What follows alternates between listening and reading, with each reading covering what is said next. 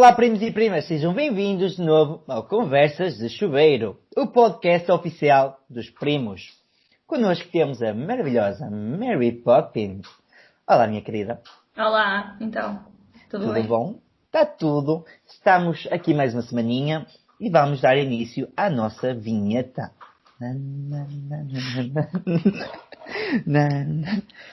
E eu vou só comer mais uma colherzada. Arroz é bom. Arroz é bom.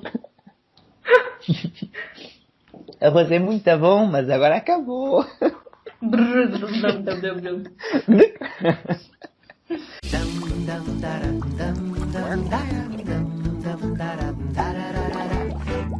é bom, banho é muito bom, só que agora acabou, aí.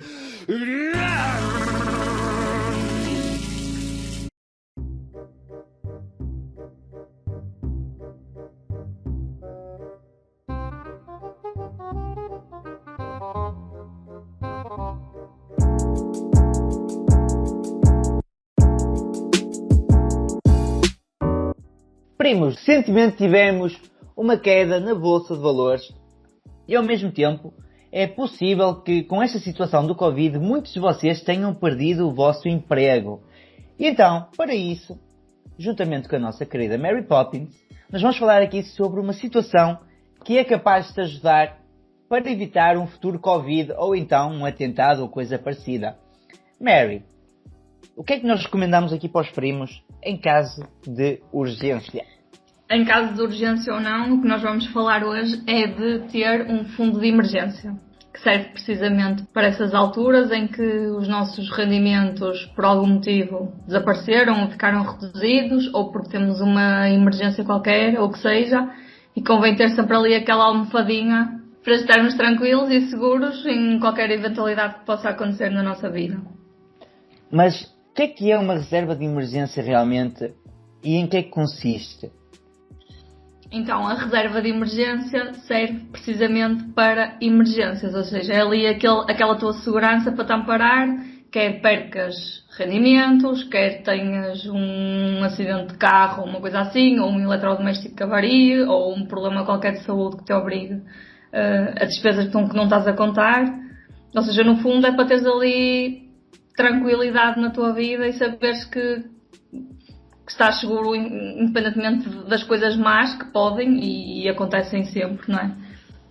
Então, sendo eu um primo que estou agora a começar e sendo eu um primo que tenho 25 anos, que vive sozinho, que ganho aí um salário de 1000 euros por mês, o que é que eu devo fazer? Nós estamos a falar aqui de 1000 euros, porque por norma deve ser um salário, segundo as estatísticas, é o quanto ganha um português em Portugal. A média geral é a volta de 1000 euros. Certo. Portanto, podes ter ali uns extremos a puxar para cima e muitos a puxar para baixo, mas sim, ok. Mas partindo daí, pronto, o que importa não é tanto qual é que é o salário, mas sim quais é que são as despesas. E aqui depende um bocadinho também do tipo de trabalho, do tipo de rendimentos que se tenha. Por exemplo, uma pessoa que tenha um salário fixo pode optar por ter só 6 meses de despesas. Alguém que trabalhe, sei lá, como freelancer ou uma coisa assim que não saiba todos os meses quanto é que vai receber, pode querer ter um fundo mais longo para situações em que não tenha rendimentos. Entre 13 e 12 meses é o que devemos falar mais. Então, por exemplo, eu neste momento, se eu tiver uma despesa mensal aí com despesas fixas e variáveis, porque isto tudo é importante, não é? Nós podemos calcular as despesas fixas, tudo o que seja ligado à casa e tudo mais, mas também temos as despesas variáveis, o ir ao restaurante, um cabeleireiro, ou uma fatura que apareça aí de paraquedas sem nós sabermos, ou mesmo uma avaria. Tínhamos nós aí essas despesas fixas variáveis avaliadas em 500 euros, digamos assim.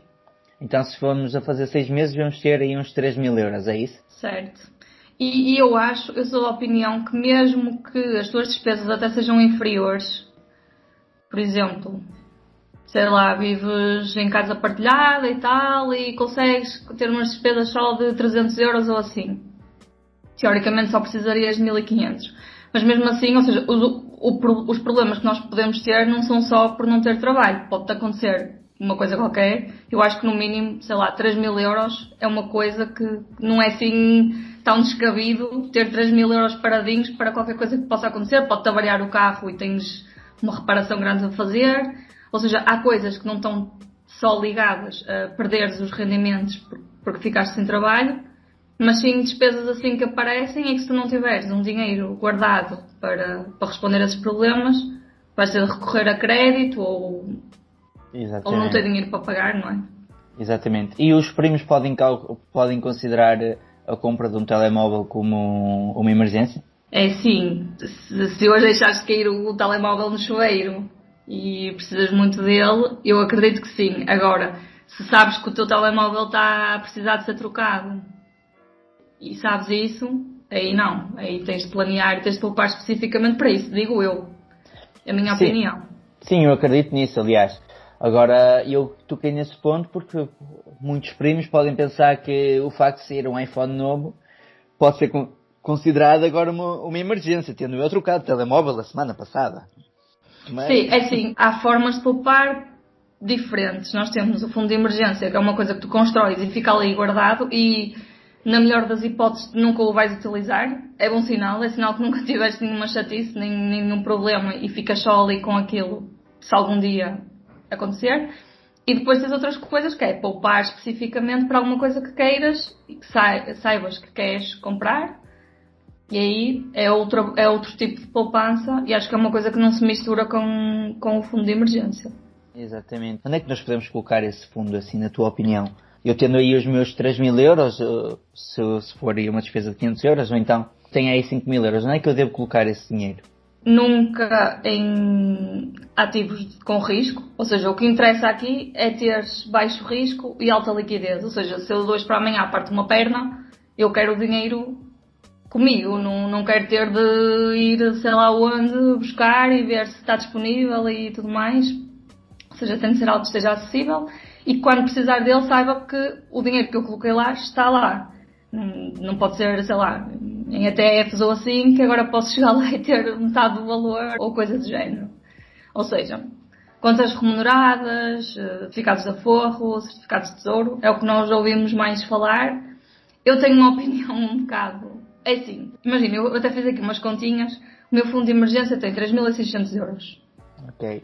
Se eu encontrar um produto que me dê 1% de rentabilidade ao ano, tirando os 28% de impostos e tal que eu vou pagar, isto ao fim de um ano dá-me 26 €. Ou seja, eu não vou ficar rica, nem vou ficar pobre se deixar este dinheiro na conta à ordem.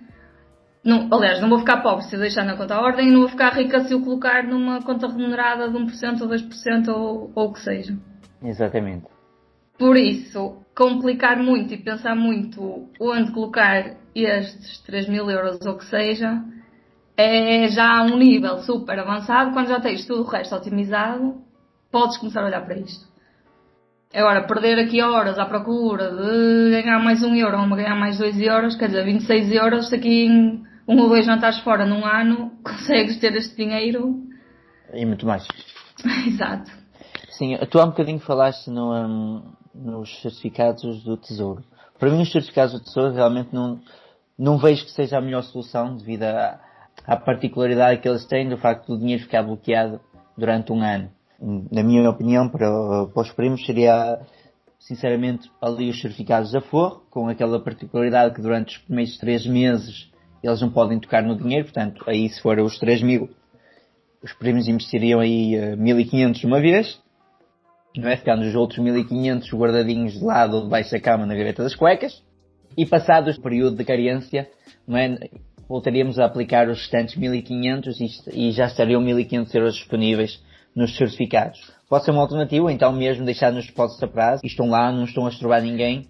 É assim, há contas boas, por exemplo, neste momento estou a utilizar a do Banco Inter porque dá 5% e também não digo que não a dinheiro grátis, não é? Tipo, está lá parado, a conta não tem comissões, tenho lá o dinheiro. Quando ela terminar, porque fazem essa pergunta imensas vezes, quando acabar, sei lá, não faço ideia. Quando essa acabar, há de haver outras, se não houver nenhuma também não é drama nenhum, e aqui também entra um bocadinho a história do Pareto, que é 80% dos teus resultados depende de 20% das tuas ações. Exatamente. Ou seja, importa mais focar no restante valor do meu património do que estar preocupada com estes 5 ou 10% que estão ali só para me dar segurança, no fundo. A regra Pareto, por acaso, é muito interessante e pode ser aplicada em tudo, quer seja na reserva de emergência, mas quer seja é mesmo nos negócios, não é? Por norma diz que eu quero que 80% dos meus resultados venham de 20% dos meus clientes, não é? Porque senão, se estivermos à espera de 80% dos meus clientes vão me dar 20% do meu resultado, nós estamos mal com tudo.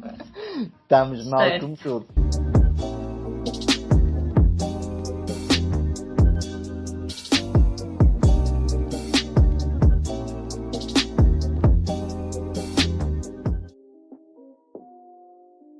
E eu devo montar a minha reserva de emergência com o meu namorado. E eu agora falo aqui de montar porque eu sei que é uma palavra que tu gostaste na última vez. E quando eu te mandei a pergunta, tu só leste: devo montar o meu namorado? Vais gostar disto? Não vou. Então, eu sou da opinião que não. Eu não sei quanto me Pera. És da opinião que não devo montar o meu namorado ou que não devo montar... Estamos a falar de fundo de emergência. Eu não sei aqui quando tu fazes esta pergunta se estás a falar, por exemplo, imagina, eu ganho 600 euros, tu ganhas 600 euros, gastas, desculpa. Mas nós fazemos uma reserva de 7.200 ou fazemos só de 3.600 à espera que só um de nós é que tenha azares? Não, eu estou a falar de montar realmente, fazer tudo. Somos uma família, não é? O mais um igual a 2, então se devemos juntar as contas e montar uma reserva de emergência como casal... É sim, eu acho que isso também depende também da forma como tu já geres o resto das finanças. Se fazes toda a gestão em separado, faz sentido que seja em separado. Se fazes já tudo em conjunto, podes fazer em conjunto. Agora é assim, estes azares e esta reserva de emergência também podem servir para a eventualidade da relação correr mal, não é? Exatamente. Ou seja, e até é uma questão que se vê várias vezes, é um problema grave, que é pessoas ficarem presas a relações porque não têm condições financeiras para saírem dela. Sim, isso é uma Ou seja, eu acho que aqui é uma das coisas que faz sentido, se calhar o fundo de emergência ser individual, mas lá está, depende mesmo de cada casal e de como fazem a gestão destas coisas e de como fazem a gestão do resto. Concordo completamente nesse ponto. Que muitas das relações, as pessoas ficam presas na relação porque, pronto, não têm flexibilidade financeira ou então só um é que juntou e o outro não juntou. Acaba mesmo por ser um bocadinho complicado. Tu fizeste aqui também uma questão, também gostava de saber qual é que é a tua opinião, usar a reserva de emergência como reserva de oportunidade, sim ou não? Esta pergunta ela é interessante, está bem? É muito interessante no sentido em que eu devo utilizar a minha reserva de emergência como uma oportunidade? A minha resposta a isto é sim. Está bem? O que é isto? Por exemplo, vamos imaginar que não é com 3.000 euros, está bem? Não é que a reserva de 3.000 euros é contar aí que temos algum valor. Imaginemos que já estamos mais confortáveis na vida, está bem? Que temos um custo de vida já com 3 filhos e marido e mulher, pronto. E estamos aqui a falar, neste caso, uma despesa mensal e a rondar os 1.500 euros, pronto. Então nós teríamos em casa uma reserva aí de 15.000 euros, para calcular aqui para 10 meses. O que é que pode ser usado ou não como reserva de oportunidade? Em que sentido? Há a oportunidade de comprar uma casa, por exemplo, de um familiar que se esquece de fazer da casa, ou então mesmo por situações de herança e tudo mais, e muitas das vezes há casas e há bens que são quase dados, mas é preciso puxar-se à frente.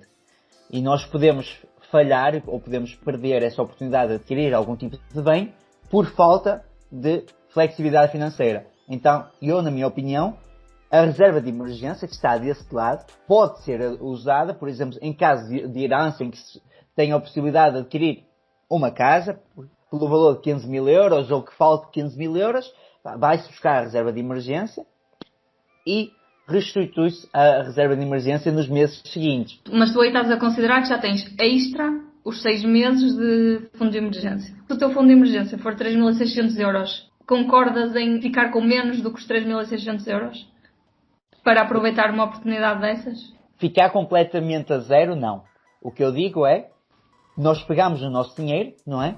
Se está-te a faltar algum dinheiro, por isso eu estava a dizer, tinhas 15.000 euros em reserva de emergência, não é? Estavas a precisar de 10.000, tu ias pegar 10.000 da tua reserva para comprar o resto da casa, ok? E ficavas com 5.000 ali de lado. E depois, nos próximos meses, ias recuperar. Exatamente.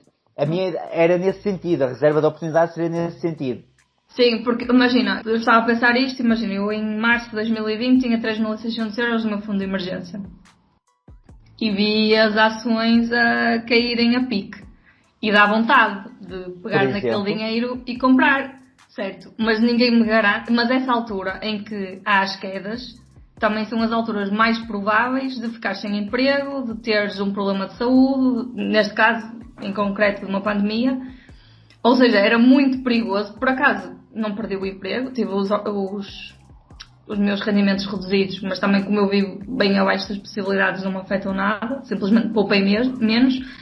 Mas se eu tivesse pegado nesse dinheiro e investido, podia-me ter corrido mal porque podia estar precisamente na situação de ter de o utilizar. Daí eu dizer, tem que existir pelo menos um valor mínimo, que nós dizemos assim, um valor mínimo aceitável. Daí quando eu falei da reserva de emergência, que temos a falar aqui da reserva de oportunidade, eu já nem fui para os 3.000, não é? Porque 3.000 acho que é uma coisa muito pequena, tendo em conta que se avaria o motor de um carro, nós já estamos com um problema muito grande. Claro. Já vamos contar aí com 1.000 euros, 1.500 euros para o motor de um carro. A brincar, a reserva vai-se à vida. Nesse ponto, aí eu falar logo a 15.000 euros. Neste caso, agora eu pergunto, voltámos ali a 2020, voltámos ali a março, voltámos ali ao dia 19 de março, quando tudo caiu ao chão. Se tu tivesse 15.000 euros na conta, como reserva de emergência, tu usavas esses 15.000 euros, aliás, usavas 10.000 euros como reserva de oportunidade ou não? Claro que sim. Não, isso aí eu fiquei super chateada por, aqui na por cima, sabes que eu descobri os investimentos e tudo mais no final de 2019, paguei em todo o dinheiro que tinha parado e comprei ativos.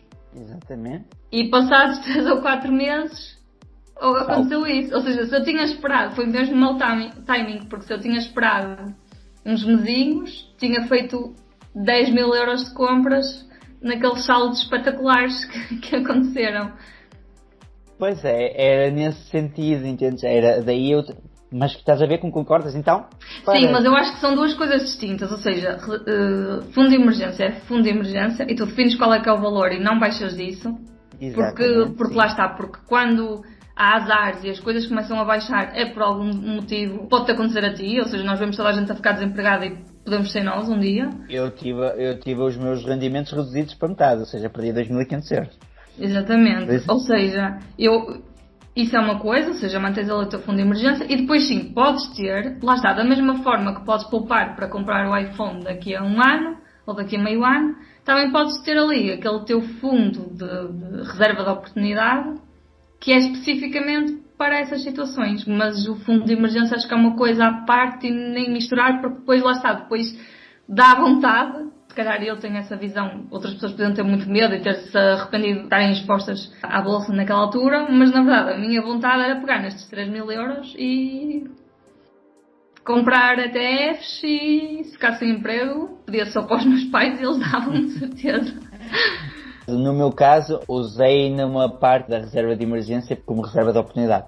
Também lá está, já tinha um valor significativo, onde realmente sabia que estava, por exemplo, por norma, eu como trabalho mais na parte de freelancers, a minha reserva está montada para 12 meses. Pronto. Então, esses 12 meses eu peguei em 6 meses, exatamente, peguei em 6 meses e utilizei como reserva de oportunidade, porque lá estava em promoção, não é? Claro. Não é? Eu aqui também estou um bocadinho nessa situação agora, que é a conta do Banco Inter, eu tenho o dinheiro, é remunerado até 5.000 euros. Eu comecei com 5.000 euros, mas lá está, o meu fundo de emergência é só 3.600. Então ali entre os 3.600 e os 5.000 anda ali a oscilar em função do que eu compro ou não compro. Ou seja, eu tenho ali 1.400 euros. Ou seja, esse aí vou usando mais num mês ou mais noutro porque caiu ou porque está alto e deixo ficar parado. Mas abaixo dos 3.600 não mexo. Lá está, é uma boa estratégia e sabes que tendo o teu dinheiro ali nos 3.600, fixado nos 3.600, pelo menos deitas-te na caminha, tranquila à noite e, e se amanhã acontecer alguma coisa, estás tranquila nesse ponto. Os 3.600 para ti estão calculados para 6 meses, não é? Também tens o custo de vida muito, muito baixinho nesse ponto. Sim. És meio Com nova. 600 euros com os 6 meses. E mesmo estes 600 euros, ou seja, se eu ficasse sem emprego, também havia uma série de despesas que iam desaparecer, desde combustível e assim, e não ia comer takeaway, não ia não sei o quê, ou seja, isto até é um bocado exagero, mas lá está, eu também acho que abaixo de 3.000 não vale a pena, porque há outras coisas que podem acontecer, não é só ficar sem emprego, há muitas outras coisas que podem acontecer e convém ter sempre esse dinheiro disponível, até porque lá está, no meu caso, porque todo o resto do dinheiro está investido em tudo para longo prazo. Não me convém estar a contar, ir buscar dinheiro à Bolsa de Valores ou às peer-to-peer ou o que seja, porque pode correr mal.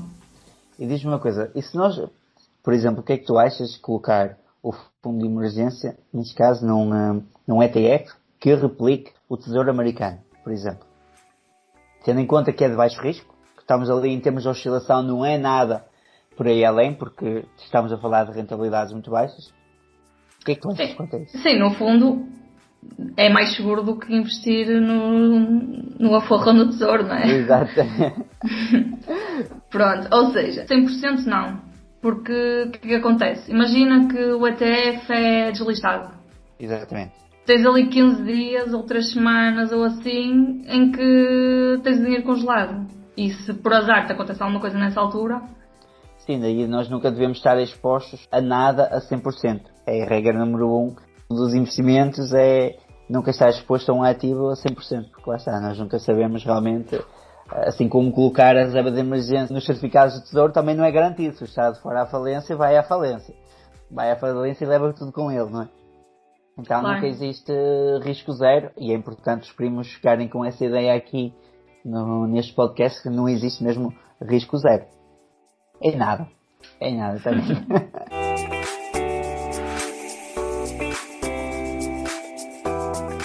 E eu devo ajustar a minha reserva de emergência à medida que eu vou fazendo upgrades na minha vida? Eu acho que sim, ou seja, como isto é calculado em função das tuas despesas, sempre que há uma alteração significativa, tipo, tens um filho, mudas de casa, mudas de emprego e tens mais despesas de transporte, ou trabalhavas por conta do trem e agora estás a trabalhar por conta própria e não tens rendimentos tão estáveis, se calhar tens de ajustar, em vez de ter só 6 meses, tens de ter 12. Acho Sim. que isso é algo que tens de ir ajustando à medida que as circunstâncias exijam. Mary, tens alguma estratégia que possamos partilhar aqui com os primos para que eles possam montar a sua reserva de emergência mais rapidamente? Alguma estratégia de poupança, alguma estratégia onde eles, sem sentirem, porque não é fácil, alguém que esteja a trabalhar em Portugal ou alguém que esteja com rendimentos mais reduzidos, preparar esses tais 3.000 euros que nós estamos a falar aqui de base. Que estratégia tu usaste para preparar os teus? Embora já tinhas aí um bocadinho de dinheiro de parte, não era? Pois, olha, comigo foi um bocado mal, porque imagina, eu comecei a trabalhar e vivia em casa dos meus pais e nessa altura é quando nós menos precisamos este tipo de... não tinha despesas, não é? Se eu estivesse, os meus pais também, certeza que não me deixariam passar fome nem coisa do género. Mas eu como comecei a trabalhar e comecei a acumular dinheiro na conta à ordem porque não sabia o que lhe fazer, lá está, eu cheguei ali àquela altura em que comecei a estudar sobre isto e automaticamente separei o dinheiro que já tinha poupado para a reserva de emergência e o resto foi investido. No caso de quem começa agora, eu acho que é a estratégia que eu uso ainda agora, que é saber quanto ganhamos, saber quanto gastamos e automaticamente transferir a quantidade que tu queres poupar no início do mês. Se tu nem sequer visas esse dinheiro, também não vais sentir falta dele, nem coisa do género. E sempre que tiveres um aumento, imagina, tens um aumento de 20 euros, 30 euros, seja o que for, esses 20 euros automaticamente vão para a poupança porque se viveste sem eles até esse momento e assumindo que conseguias viver bem, não é? Também podes conseguir daí para a frente e esse dinheiro é para a poupança. No meu ponto, o que eu fiz foi, por exemplo, existe uma estratégia chamada carteira a zero, onde tu chegas a casa, eu uso bastantes moedas no dia a dia, vou tomar café, vou tomar um pequeno almoço, então, pronto. Uma das estratégias que me ajudou a fazer isso foi basicamente chegar a casa e todas as moedinhas que eu tinha na minha carteira chegava e metia num potinho. No dia seguinte voltava a ir tomar café, voltava a fazer a minha vida, voltava a trocar 5 euros a 10, chegava a casa, aquelas moedinhas que estavam ali soltas, voltavam para o potinho. A brincar, isso ajudou-me muito a pôr dinheiro de lado, e se calhar dinheiro que nós pensávamos que nem sequer fazia sentido, que nem sequer ia fazer um monte. E a verdade é que fui montando a minha reserva, ali, cada vez que ia brincar ao café, ou cada vez que ia tomar o pequeno almoço, ou pagar alguma coisa, eu chegava ao final do mês e conseguia ter de lado quase 300 euros, só em moedas. Muitos cafés tomas tu.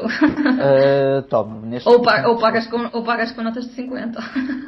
Não, pago. O problema é que eu tomo 4 ou 5 cafés por dia, mas lá está, eu preciso estar, como lido com dinheiro consequentemente e quase sempre, não é, devido aos clientes, troca uma nota, ou porque não têm notas e querem pagar com moedas e tudo mais, então acabo por ter dinheiro no bolso. E esse dinheiro é aplicado, neste caso, e é colocado todos os dias de lado, e pronto, e permitiu-me montar a minha reserva de emergência nesse ponto. Através daí, ou então, também através daquele desafio das 52 semanas, por exemplo. Nós começámos com 1 euro na semana 1, 2 euros na semana 2, chegamos ao final do ano, já temos aí os 1.300 euros. A brincar, nós conseguimos bem montar uma reserva de emergência em 2 anos.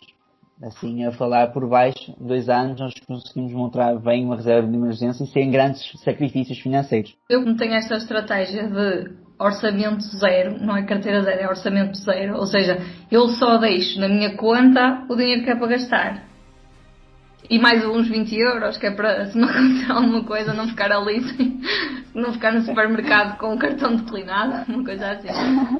Mas é isso, ou seja, a primeira coisinha que eu faço quando recebo o ordenado é transferir o dinheiro para a conta poupança e fica lá certinho para pagar a renda, para pagar as despesas. Eu não digo que tem de ser assim uma coisa tão extrema, mas se tu vês que no final do mês te sobraram 100 euros ou 50 euros ou 20 euros, seja qual for esse valor, além desse dinheiro que sobrou poder ser automaticamente mandado para a poupança, mas quando recebes o salário seguinte, podes também mandar logo esse dinheiro, porque sabes que se no mês anterior conseguiste, no mês seguinte, a não ser que haja uma despesa planeada ou uma coisa assim, ou uma surpresa, também tens de conseguir. E diz-me uma coisa, tu falaste aqui um bocadinho do cartão e tudo mais. Já te aconteceu alguma situação dessas, de chegares à caixa e não passar o cartão? Já, só que eu tenho vários. Já me aconteceu. Porque eu chego, acredita, eu na véspera de receber tenho tipo 13 euros, ou 4 euros, ou 5 euros, ou uma coisa assim. Que pobre. Já aconteceu uma cena engraçada. Eu fui antes, pré-Covid, quando as pessoas iam já estar fora e assim. Minha querida, deixa-me te interromper aqui. Diz. Primos, se estão a ouvir o podcast neste momento, está bem? O que eu vou-vos pedir é, por cada like que vocês derem no podcast, a Mary vai ganhar mais 1 euro no final do mês. Que é para ajudar a pagar as contas. Se eu receber mais 1 euro, mando mais 1 euro para os investimentos. Desculpa, continua. Pronto, eu estava a contar que naquela época pré-Covid em que as pessoas iam jantar e tal, fui num jantar de amigos, não sei se foi um jantar de aniversário ou assim, e no final, quando pagámos, para não estar tipo cada um a pagar o seu, eu disse, eu posso pagar tudo e vocês transferem. E o meu namorado disse-me, mas tu tens dinheiro para pagar? E eles ficaram a olhar para mim, tipo, coitadinha. Que pobre. E eu percebi porque é que ele me estava a dizer aquilo, porque eu realmente, a sorte é que era o início do mês, eu ainda não tinha pago muitas despesas, então ainda tinha aquele dinheiro ali disponível. Mas realmente não é normal. Ou seja, quem me assaltar não tem muita sorte, mesmo que eu lhe diga o PIN, porque não vai roubar muita coisa. Eu vou olhar para ti e vai dizer fogo. Dá-me o teu RIM que eu faço uma transferência. Está-se for assim mesmo. Por acaso, na minha vida, acho que aconteceu uma vez. Foi no supermercado também, que ia pagar, faltavam para aí 5 euros, uma coisa assim. E pronto, tive que mandar realmente tirar ali. Mas uma pessoa diz sempre, pois, isso às vezes não dá e tal, e está-se. Mas eu não tinha mais dinheiro nenhum. Eu não tinha mais dinheiro nenhum. Eu fui mesmo assim, olha, foi aquela situação, olha, vou ter que. Quanto é que é? Quanto é que tinha mais? Espera aí, deixa-me ver aqui a conta. Deixa-me ver aqui a minha conta. Afinal não quero bananas. Eu afinal acho que não vou levar isto, não. Estou aqui a pensar. Ainda falta um cêntimo. Pode meter chicletes de lado. E por acaso foi uma das situações que já me aconteceu e não é vergonha nenhuma. Aliás, é vergonha na hora. Um gajo acho que não tem onde se esconder. E depois, ainda por cima dessa vergonha, nós encaramos sempre aquela parte da menina da caixa estar a olhar para nós à espera do pagamento. E as pessoas na fila. Já isso é uma pressão muito grande, não é? Quando ela está a passar os produtos e nós não conseguimos meter os produtos dentro do saco ao mesmo tempo. Estamos ali, ai Nossa Senhora. E depois nas pessoas olhar do género. E não vai ser dinheiro para pagar. Estou aqui há 10 minutos à espera das gajos. Temos que esperar para a menina da caixa. Temos que esperar para a responsável para anular um produto. E eu acho que toda a gente devia passar pelo mesmo. Olha, enquanto é assim por estar investido e não ali, sim, temos muita sorte. Sim, é uma verdade. Eu acho que nós e os primos que nos ouvem agora, se não são, vão se transformar no género de pessoas que realmente não têm dinheiro na conta, mas que na subconta escondida, que ninguém sabe, eles têm lá alguns milharzinhos. Eu por acaso penso nisso. Eu nunca pedi nenhum crédito, eu não comprei casa. Mas por acaso eu penso nisso, porque um dos fatores que eu acho que influencia um bocadinho o crédito é também o teu historial no banco. Exatamente. E eu acho que o meu banco acha que eu sou um pé rapado, que gasta tudo e não tem dinheiro nenhum. E como é que esta vai conseguir pagar seja o que for? Porque ela não tem dinheiro nenhum. Olha, lembra-se, nós tínhamos falado disso, agora que falaste aqui do banco, é até interessante partilhar aqui com os prémios. Lembra-se que nós falámos há uns dias que eu tinha ido ao banco ver ali um financiamento e tudo mais para... Pronto. E o que aconteceu foi, então cheguei ao banco para pedir um financiamento de 10 mil euros e a situação foi essa. Eu não tenho dinheiro na conta do banco. Não tenho. O dinheiro cai e sai. Ainda agora chegou, acho que só tirou ali o pó do fundo. Exato. É que só vai lá tirar lá e tchau. E passar ali o aspirador em baixo de tudo. E o que aconteceu foi, nessa abordagem com o senhor do banco, ele perguntou-me, olha, quais é que são os seus rendimentos? Eu falei lá dos meus rendimentos e tudo mais. Ele, mas é que você não tem... Eu só vejo dinheiro a sair. Você não tem dinheiro na conta. Como é que eu lhe vou emprestar 10 mil euros? Mas eu tenho dinheiro. E ele, não tenho. Eu tenho dinheiro. Você sabe quem eu sou. Eu tenho dinheiro. E ele, mas onde é que você tem dinheiro? Está em casa? Eu disse, não, eu não tenho dinheiro em casa, que ele não rende. E então pronto, estávamos lá a trocar uma ideia, até mostrei as contas da corretora. E então foi aí que ele me disse, mas sabe como é, nós somos um banco e nós estamos a ver dinheiro dentro das contas, porque mais tarde, se você quiser pedir um crédito ou tudo mais, se quiser comprar uma casa, já que você faz investimentos, sabe que os franceses, quem diz os franceses e os portugueses, são conhecidos por comprar muitas casas, fazer investimento imobiliário e tudo mais. Aquela lenga-lenga do banco, nada contra o pessoal que trabalha no banco que nos esteja a ouvir, mas vocês sabem que essa lenga-lenga é um bocadinho mentira. E então... que tinha essa situação, conclusão, eu consegui realmente o financiamento. Nesse financiamento de 10 mil euros ia ter uma taxa de 4%. 4%. Daria a volta, ali chegaria ao final do financiamento a pagar 1.800 euros, a mais. Certo. Não é muito, tendo em conta que esses 10 mil o objetivo deles é rentabilizar e transformar quase em 60. Portanto, Claro, é uma alavancagem boa. É aquela dívida boa. Exatamente. Olha, acho que já falámos aqui de tudo com os primos. Já lhes damos aqui uma ideia realmente da importância do fundo de emergência, de onde é que eles podem ou não podem usar e como é que devem usar. Comprar um telemóvel, o iPhone 5, porque saiu ontem, não acho que seja um bom investimento. Não deve ser, nem sequer deve-se tocar nessa reserva de emergência para comprar o iPhone, que isso não é nenhuma emergência, mas tudo o resto, aquilo que nós falámos, de um acidente, perda de um trabalho, alguma situação pontual, mesmo uma avaria automóvel e tudo mais, esse dinheiro vai servir mesmo para nos dar aqui uma flexibilidade e uma lufada para enfrentar os próximos dias.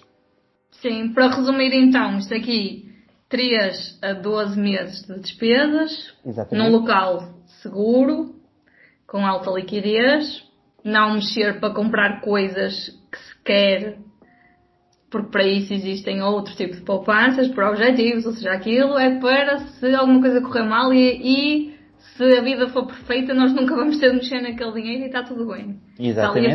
Está ali a fazer o efeito dele. É como pagar um seguro, nós também pagamos seguros e nunca queremos usufruir do... Não é? Sim, do seguro do carro, por exemplo. Claro. No entanto, o seguro do carro, se nós batemos com o carro, fica mais caro depois. Mas... Olha, nós temos aqui alguns patrocinadores deste nosso podcast. Eu, assim, à primeira vista, que tenho anotado o governo português. E o CTT, talvez. E o CTT, sim, que... E o Banco Inter.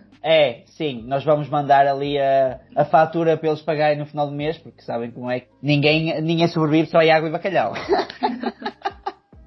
Portanto, primos, foi um gosto ter-vos deste lado. Não se esqueçam de subscrever o podcast nas principais plataformas que nos estão a ouvir.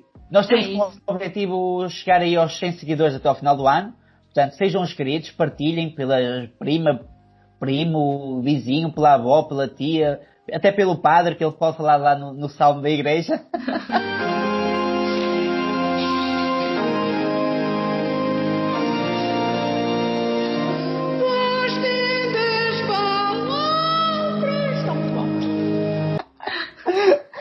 Seria algo muito interessante e, minha querida, foi um gosto voltar-te a ver. Estás bonita hoje, estás bonita realmente.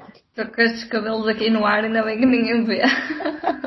Minha querida, um beijo e vemo-nos no próximo episódio. Adeus. Tchau.